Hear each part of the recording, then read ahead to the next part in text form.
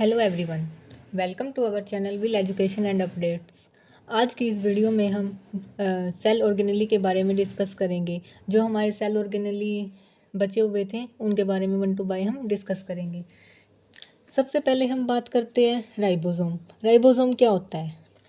Ribosome को हम engine of cell भी बोल सकते हैं। अगर राइबोसोम का सेकंड नेम कोई पूछे कि राइबोसोम को और क्या क्या बोला जा सकता है, तो हम इसको इंजन ऑफ सेल बोल सकते हैं। इसको हम प्रोटीन फैक्ट्री ऑफ सेल बोलते हैं, क्योंकि इसके अंदर क्या है, प्रोटीन्स होते हैं बहुत सारे।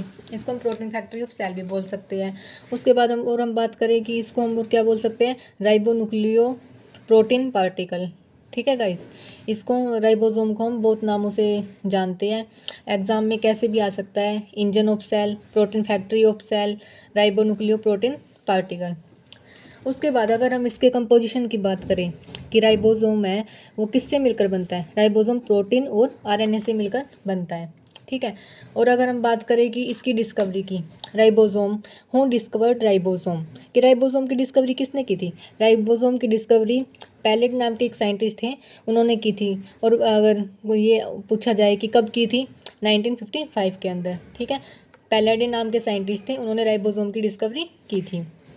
और राइबोसोम क्या होते हैं, ये नॉन मेम्ब्रेन होते हैं, मेम्ब्रेन लेस भी बोल सकते हैं हम इसको, या नॉन मेम्ब्रेन। ठीक है, बाउंड ग्रैनुल पार्टिकल होते हैं, क्योंकि इनके अंदर मेम्ब्रेन लेस, इनके अंदर कोई मेम्ब्रेन नहीं होती। और अगर हम इसकी बात करें सब यूनिट्स की, राइबोसोम के अंदर कितनी सब यूनिट्स होती है? इसके अंदर होती है 2 सब यूनिट्स। एक तो हम बोल सकते हैं लार्ज, सेकेंड है स्मॉल। अगर हम लार्ज की बात करें तो लार्ज के अंदर क्या है, 80S प्रेजेंट होते हैं। स्मॉल सब यूनिट के अंदर 70S प्रोटीन्स होते हैं। ठीक है, और ये क्या करता है, राइबोसोम क्या करता है, ये प्रोटीन सिंथेसिस में हेल्प करता है। ठीक है। उसके बाद हम बात करते हैं कि जैसे राइबोसोम के अंदर, मतलब राइबोसोम कहाँ कहाँ प्रेजेंट होते हैं। राइबोसोम क्या है, यूकैरियोटिक सेल और प्रोकैरियोटिक, ये दोनों ही सेल के अंदर ये प्रेजेंट होते हैं। यूकैरियोटिक और प्रोकैरियोटिक सेल के अंदर ये प्रेजेंट होते हैं। और अगर हम बात करें कि ये कहाँ कहाँ मिलते हैं, तो ये found in cytoplasm, mitochondria, chloroplast. ये राइबोसोम कहाँ कहाँ फाउंड होते हैं, साइटोप्लाज्म, माइटोकॉन्ड्रिया, क्लोरोप्लास्ट, इन सब के अंदर ये मिलते हैं हमें। उसके बाद हम नेक्स्ट की बात करें, एंडोप्लाज्मिक रेटिकुलम। ठीक है, सबसे पहले जैसे एंडोप्लाज्मिक है, इसको अगर हम पार्ट्स में डिवाइड करें, एंडो प्लस प्लाज्मिक। एंडो का मतलब क्या होता है, इनसाइड। प्लाज्मिक का मीनिंग क्या होता है, साइटोप्लाज्म। ठीक है गाइज, साइटोप्लाज्म के अंदर। उसके बाद हम रेटिकुलम की बात करें, रेटी का मतलब होता है नेटवर्क, कुलम का मतलब होता है चैनल। ठीक है, कि जो नेटवर्क है बना है उसका चैनल। और उसके बाद अगर हम बात करें कि इसकी डिस्कवरी किसने की थी, एंडोप्लाज्मिक रेटिकुलम की डिस्कवरी किसने की थी? Who discovered endoplasmic reticulum? Porter नाम के एक साइंटिस्ट थे, उन्होंने 1945 के अंदर इसकी डिस्कवरी की थी। और अगर हम इसकी कंपोजिशन की बात करें कि ये किस किस से मिलकर बनता है, तो ये क्या है, प्रोटीन और लिपिड से मिलकर बनता है। ठीक है। और अगर हम बात करें एंडोप्लाज्मिक रेटिकुलम के टाइप्स कितने हैं, इसके 2 टाइप्स होते हैं। फर्स्ट होता है स्मूथ एंडोप्लाज्मिक रेटिकुलम, सेकंड होता है rough endoplasmic reticulum. Smooth endoplasmic reticulum क्या होता है गाइज, जैसे जिसके ऊपर कोई भी राइबोसोम प्रेजेंट नहीं होते। और रफ एंडोप्लाज्मिक रेटिकुलम क्या होता है, जिसके अंदर राइबोसोम प्रेजेंट होते हैं, कहाँ पे, सरफेस के ऊपर। ठीक है, जैसे सरफेस के ऊपर ये प्रेजेंट होते हैं। जैसे मैं अगर आपको एग्जांपल देके समझाऊं, जैसे ये कोई भी एंडोप्लाज्मिक रेटिकुलम है, जैसे अगर यहाँ पे कोई भी इसकी सरफेस के ऊपर अगर कोई भी ये राइबोसोम प्रेजेंट नहीं होती, ये तो जैसे सिंपल है। और अगर जैसे हम एक और लेते हैं, अगर इसके जगह देखो सरफेस, ये क्या है, सरफेस के ऊपर ही राइबोसोम प्रेजेंट है ना। जैसे इसने क्या बोला कि रफ एंडोप्लाज्मिक, ये क्या हो गया, रफ, इसके अंदर प्रेजेंट है, ये क्या है, स्मूथ। इसके अंदर देखो कोई भी प्रेजेंट नहीं है, तो इसको ये सिंपल है। और अगर इसके ऊपर सरफेस के ऊपर राइबोसोम प्रेजेंट हो तो उसको हम बोलते हैं रफ एंडोप्लाज्मिक रेटिकुलम। ठीक है। उसके बाद अगर हम बात करते हैं न्यूक्लियस, न्यूक्लियस को हम क्या बोलते हैं, केंद्रक। ठीक है।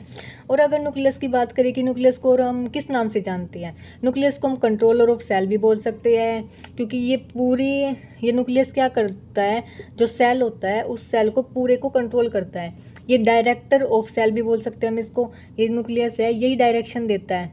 ठीक है, कंट्रोल करने का सारा काम किसका होता है? न्यूक्लियस का। इसलिए हम इसको क्या बोलते हैं? किंग ऑफ ए सेल, कि ये पूरी सेल का किंग है, राजा है, इसके बिना कुछ नहीं हो सकता। यही सभी को कंट्रोल करने का काम करता है, ठीक है। डायरेक्टर ऑफ सेल, डायरेक्शन बताता है, सब कुछ यही बताता है इसको, इसलिए हम इसको किंग ऑफ सेल बोलते हैं।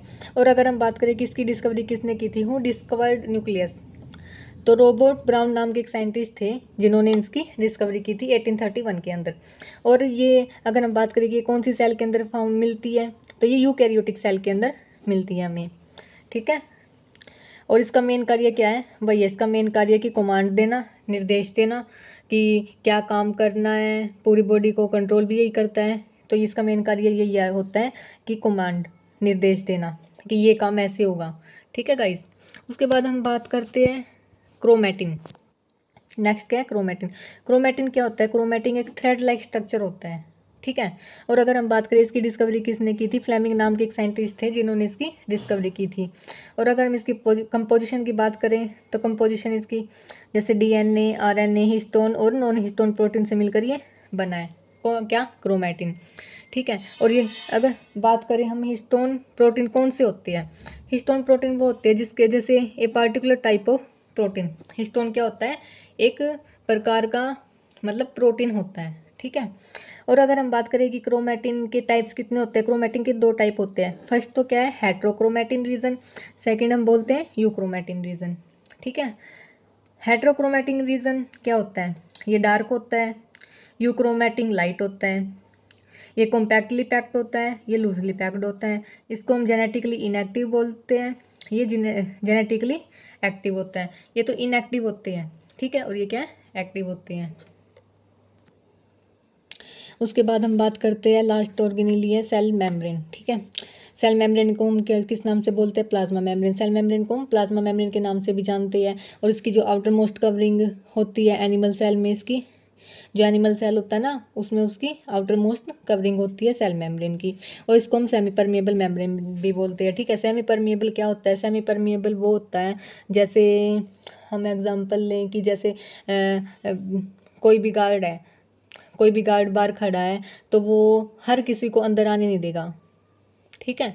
वो लिमिटेड, मतलब वो ये देखेगा कि किसको अंदर जाना है, किसको अंदर नहीं भेजना, ठीक है। मतलब ये सेमी परमिएबल का मतलब यही है कि मतलब वो लिमिटेड, मतलब हर किसी को एकदम से अंदर आने नहीं देते, ठीक है। ये जैसे स्मॉल जैसे पार्टिकल हो गए, जैसे कुछ भी हुआ, उनको सेमी परमिएबल, उनको धीरे धीरे मतलब सेलेक्ट करके ही, ठीक है, ये क्या करता है? सेलेक्ट करके ही उनको अंदर आने देते हैं। उसका मतलब क्या होता है? सेमी परमिएबल, ठीक है। अगर हम बात करें इसकी डिस्कवरी किसने की थी, तो सेल मेम्ब्रेन की डिस्कवरी किसने की थी?